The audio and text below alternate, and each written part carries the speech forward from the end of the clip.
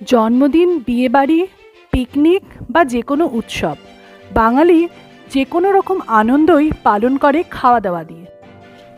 আর ভালো খাওয়া দাওয়া মানে মাটন বিরিয়ানি। মাটন বিরিয়ানিকে সঙ্গ দিতে চাই চিকেন চাপ। তাই আজ আমি আমার রান্নাঘরে তৈরি করব রেস্টুরেন্ট স্টাইল চিকেন চাপ। নমস্কার বন্ধুরা, আমি অর্পিতা, স্বাগত জানাই আপনাদের। চিকেন চাপ বানাতে আমি প্রথমে নিয়ে নিয়েছি 4টে লেগ পিস। এর ওজন মোটামুটি 500 গ্রাম। পিসগুলোর গায়ে আমি খুব ভালো করে চিরা লাগিয়ে নিচ্ছি, যাতে যখন আমি ম্যারিনেট করব সমস্ত মশলা এর ভেতরে ঢুকে যায়। চিকেন ম্যারিনেট করার আগে আমি প্রথমেই একটি মশলা তৈরি করে নিচ্ছি। একটা প্যানে নিয়ে নিলাম 1 চা চামচ ছোটো এলাচ, 2-3টে দারচিনির টুকরো, 1 চা চামচ লবঙ্গ, নিয়ে নিচ্ছি 1 টুকরো বড় এলাচ, নিয়ে নিচ্ছি 1/2 চা চামচ কাবাব চিনি ও 1 চা চামচ সামরিচ। সামরিচের পরিবর্তে আপনারা কালো গোলমরিচও ব্যবহার করতে। নিয়ে নিলাম 1/2 জয়িত্রী ও 1/4 জায়ফল। নিয়ে নিচ্ছি 1 টেবিল চামচ সাজিরা ও 2 চা চামচ গোলাপের পাপড়ি। গোলাপের পাপড়ি অপশনাল, আপনারা চাইলে নাও ব্যবহার করতে পারেন, তবে চাপের মশলায় সাজিরা ইজ মাস্ট। সাজিরা ছাড়া চাপের মশলার আসল ফ্লেভারটা আসবে না। সমস্ত মশলা 2 থেকে 3 মিনিট ড্রাই রোস্ট করে পাউডার বানিয়ে নিলাম।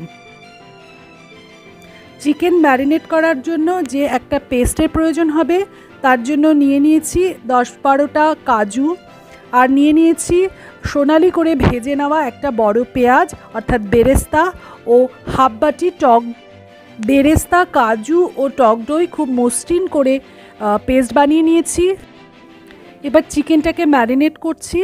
দিয়ে দিচ্ছি নুন, যে পেস্ট বানালাম সেই পেস্টটা, আর দিয়ে দিচ্ছি 2 টেবিল চামচ চাপের যে মশলা গুঁড়োটা তৈরি করলাম সেই মশলা, আর 1 চা চামচ শুকনো লঙ্কার গুঁড়ো।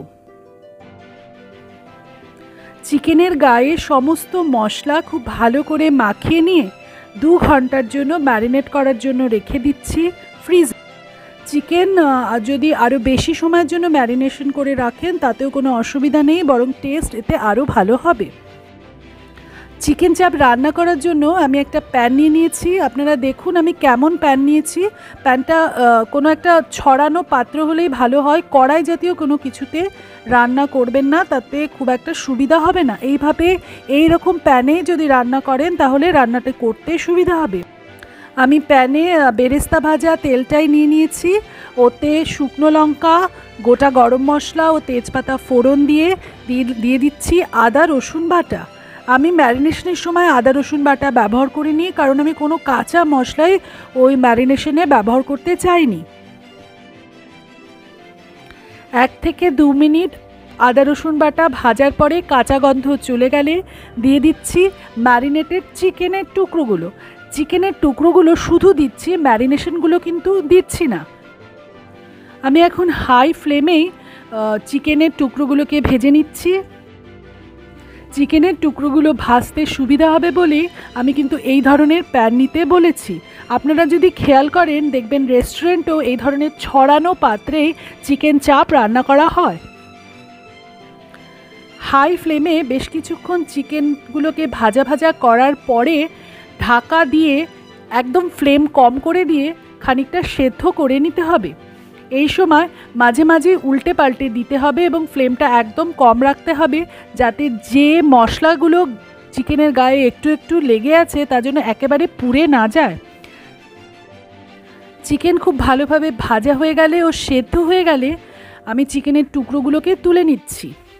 আপনারা খেয়াল করলে দেখবেন যে প্যানের গায়ে যথেষ্ট পোড়া পোড়া মশলা লেগেছিল। আপনারা চাইলে সেই মশলাগুলো আপনারা সরিয়ে দিতে পারেন বা ডিসকার্ড করতে পারেন, কিন্তু আমি তা করলাম না। আমি ওই মশলা, কেন কি আমার ওই মশলাগুলো খুব বেশি পুড়ে যায়নি। এই মশলার সাথেই ম্যারিনেশনের মশলাটা মিশিয়ে দিলাম। ম্যারিনেশনের মশলার সাথে ওই পোড়া পোড়া মশলাগুলো মিশিয়ে দিলে একটা স্মোকি বার্ন্ড ফ্লেভার আসবে, যা চাপের ফ্লেভারটাকে এনহ্যান্স করবে। লো ফ্লেমে মশলাগুলো খুব ভালো করে মিশিয়ে নিলাম, সাথে সাথে দিয়ে দিলাম 1 বড় টেবিল চামচ ঘি। সাধারণত রেস্টুরেন্টে তেলের বদলে ওরা ডালডা বা বনস্পতি ঘি ব্যবহার করে এবং ফ্লেভারের জন্য ওরা ঘি দেয়, কিন্তু আমরা এখানে স্বাস্থ্যের কথা মাথায় রেখে বনস্পতি ঘিটাকে অ্যাভয়েড করছি। আমরা সাদা তেল দিয়ে রান্নাটা করছি এবং লাস্টে ফ্লেভারের জন্য দিচ্ছি ঘি।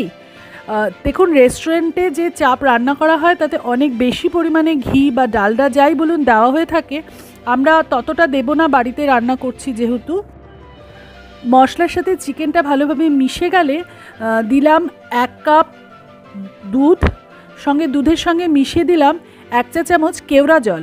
কেওড়া জলের সাথে সাথে আপনারা গোলাপ জলও দিতে পারেন যদি আপনারা চাপের মশলায় শুকনো গোলাপের পাপড়ি ব্যবহার না করেন। আমি যেহেতু শুকনো গোলাপের পাপড়ি ব্যবহার করেছি তাই গোলাপ জল আর দিলাম না, কিন্তু কেওড়া জলটা অবশ্যই দেবেন। চিকেন ও মশলা খুব ভালোভাবে মিশে গেলে ঢাকা দিয়ে কিছুক্ষণ রান্না করার পর তৈরি লখনৌ স্টাইল চিকেন চাপ। আমার চ্যানেলে কলকাতা মাটন বিরিয়ানির রেসিপি দেওয়া আছে, আপনারা যদি চান অবশ্যই রেসিপিটি চেক আউট করতে পারেন। আমি লিঙ্ক ডেসক্রিপশন বক্সে প্রোভাইড করে দেব। নতুন নতুন রেসিপি পেতে আমার চ্যানেলটি সাবস্ক্রাইব করে অল নোটিফিকেশন অপশনটি সিলেক্ট করুন। আর আমার এই রেসিপিটি যদি আপনাদের ভালো লাগে তাহলে অবশ্যই লাইক করুন, কমেন্ট করুন, শেয়ার করুন। নতুন নতুন রেসিপির নোটিফিকেশন পেতে আমার চ্যানেলটি সাবস্ক্রাইব করে অল নোটিফিকেশন অপশনটি সিলেক্ট করুন। ফিরে আসছি খুব তাড়াতাড়ি নতুন একটা রেসিপি নিয়ে, ততক্ষণ পর্যন্ত আনন্দে থাকুন, আমার সঙ্গে থাকুন।